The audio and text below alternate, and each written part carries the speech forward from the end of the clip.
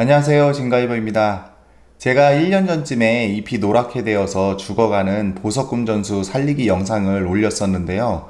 많은 분들께서 시청을 해주시고 호응을 해주셨습니다.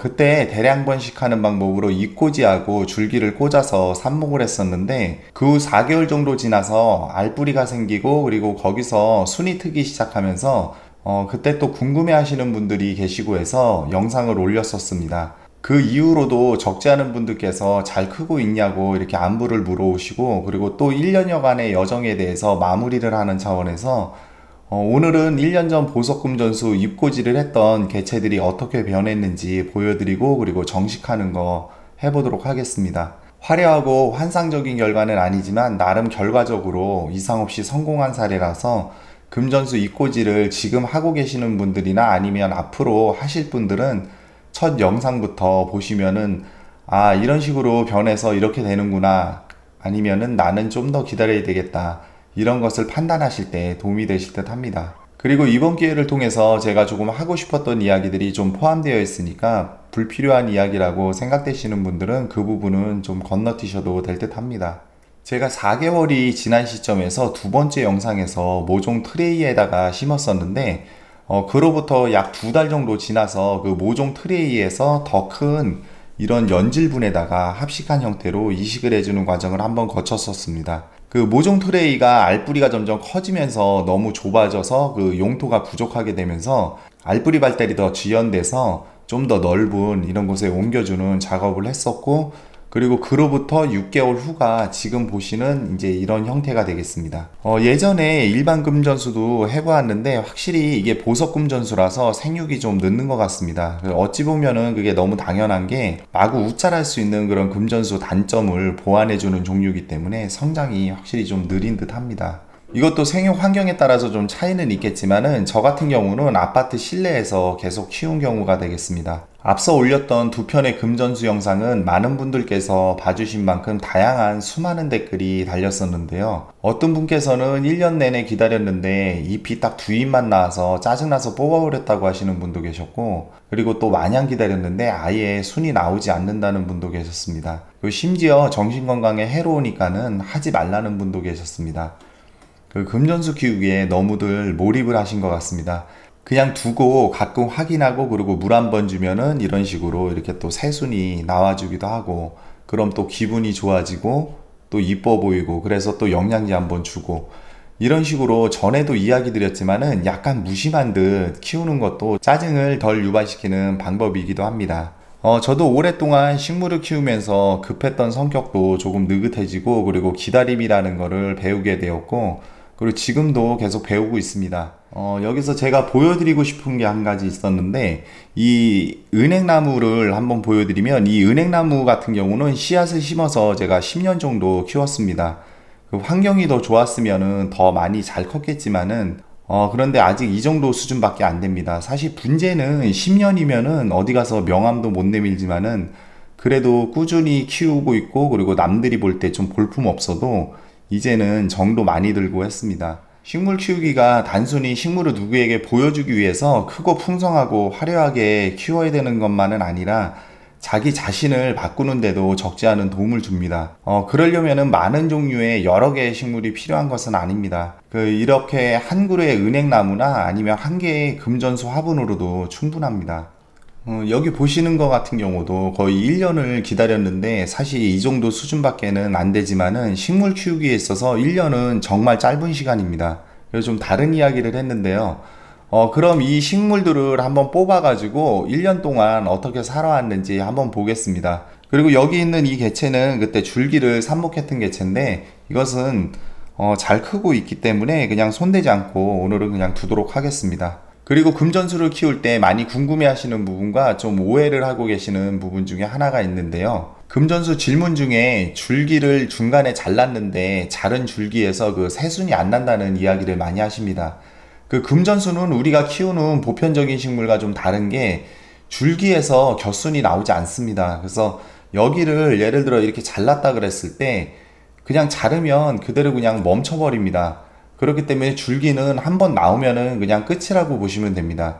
그런데 의외로 이 부분은 좀 많이 알고 계시는데 같은 원리로 여기 보시면은 처음에 이렇게 새순이 나와서 두 잎이 이렇게 나오고, 그 다음에 여기 가운데를 보게 되면은 여기 무언가 나와야 될 것 같은 그런 생각이 듭니다. 이렇게 다른 식물 같으면은 이 두 잎 사이에 여기 무언가가 이렇게 나와가지고 여기서 또 계속 자라나서 이런 식으로 크게 자라고 나중에는 이런 식으로 이렇게 계속 자랄 것 같은 그런 생각이 듭니다. 그래서 우리가 시중에서 판매하는 것처럼 이렇게 계속 쭉쭉쭉쭉 자라날 것처럼 그렇게 생각이 되는데, 이런 식으로 두 잎이 나오면은 그냥 끝입니다. 이것은 이렇게 두 잎만 나오고 여기서 변화가 계속 없으니까는 그냥 포기해 버리시는 경우가 생기게 됩니다. 개인적으로 봤을 때 가장 안타까운 경우인데요. 여기서 조금만 더 기다리시지 하는 그런 생각이 듭니다. 그런데 이 두 잎이 나오고 이게 또 뿌리에서 이런 식으로 이렇게 네 잎짜리가 나오게 됩니다. 그리고 또 다음에 새순이 여기서 나올 때 또 6잎짜리가 이런 식으로 새로 또 나오게 됩니다. 그래서 이렇게 새순이 나올 때부터 잎수가 결정되어서 나오게 됩니다. 그럼 이 세 개의 연질분에 이렇게 심겨져 있는 것을 한번 뽑아 가지고 하나하나 좀 얼마나 어떻게 자랐는지 한번 보도록 하겠습니다. 그래서 보통 여기까지는 보통 잘 하시는데, 두 개의 잎이 나온 다음에 여기서 변화가 없다고 이것을 갖다가 그냥 쏟아버리거나 포기하시는 분들이 계시는데, 여기서 조금만 더 기다리시면은 이런 식으로 이제 옆에서 또 알뿌리가 생성되면은 이렇게 네 잎짜리가 또 나오게 됩니다. 이런 식으로 크게 자란 것은 이렇게 아직도 두 잎이긴 하지만은 이런 식으로 나와 있고요. 이것도 지금 이렇게 알뿌리가 크게 형성이 돼 가지고 이렇게 잘 자라고 있습니다. 이거 같은 경우는 이게 똑같이 심은 건데 이렇게 알뿌리가 이렇게 커져 가지고 여기 지금 이런 식으로 이렇게 되어 있고, 여기 잎이 아직 그대로 이렇게 남아 있습니다. 그래서 여기 이렇게 그냥 이렇게 남아 있는 것은, 이것은 잎을 그냥 여기 잘라서 이렇게 그냥 떼버리면 되겠습니다. 여기 보시면 이거는 조금 늦게 나와서 이렇게, 여기 보시면은 이게 차이가 확연히 나는 게, 이렇게 같은 잎을 갖다가 했는데도 이런 식으로 이렇게 확연히 영양 상태가 틀리기 때문에 이렇게 차이가 납니다. 그래서 이게 생육 환경이 어떻게 변하냐에 따라서 이렇게 이런 식으로 성장 속도도 많이 차이가 나게 됩니다. 그래서 이거를 보면은 알 수 있는 게, 보시는 것처럼 이렇게 뿌리가 굵어지고 잘 발달을 해야 더 많은 잎수를 가진 이렇게 길게 자랄 수 있는 새순이 이렇게 나오게 됩니다. 그럼 튼실한 새순을 받아서 풍성하게 키우려면 알뿌리를 발달시키는데 중점을 두고 키우시면 되겠습니다. 쉽게 말해서 평소에 눈에는 안 보이지만 이 알뿌리를 갖다가 잘 배양시켜 주셔야지, 이 잎이나 줄기는 그 알뿌리가 내어주는 보너스 같은 개념으로 주는 대로 본다는 생각으로 키우시면 되겠습니다. 금전수뿐만 아니라 뿌리 위주로 키워줘야 되는 식물들은 다 마찬가지입니다. 식물을 키울 때 어디에 초점을 두고 키우냐를 알고 또 그것이 결정돼야지 그 거름이나 영양제를 주실 때 어느 부분이 더 좋게 발달을 할 수 있는지를 선택할 수 있는 그 지표가 됩니다. 그럼 흙배합을 해서 한번 심어 보도록 하겠습니다.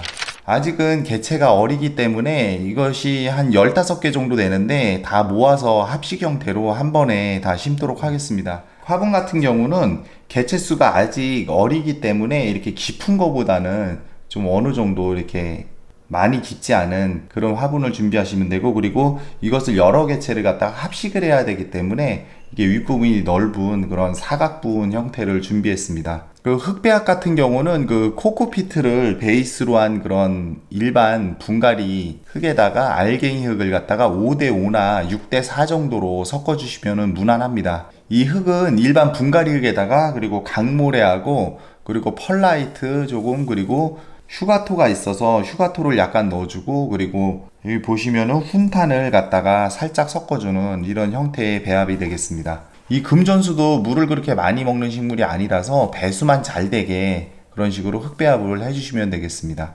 그럼 이걸 배합을 해가지고 한번 심어 보도록 하겠습니다. 배합을 해놓은 곳을 육안으로 보시면 한 이 정도 수준이 되겠습니다. 그리고 이 화분에다가 그 밑에 이렇게 깔망을 깔아주시고 마사토를 갖다가, 이것도 배수가 잘 돼야 되기 때문에 배수층을 좀 이렇게 잘 형성을 해주시면 되겠습니다. 흙을 갖다 어느 정도 넣어주시고, 이 크기가 다 다르기 때문에 이 좀 균형을 맞춰가지고 이렇게 심어주시면 되겠습니다. 그래서 가운데다가 좀 큰 것을 심어주시고 주변으로 좀 작은 것이 배치될 수 있게 그렇게 심어 보도록 하겠습니다.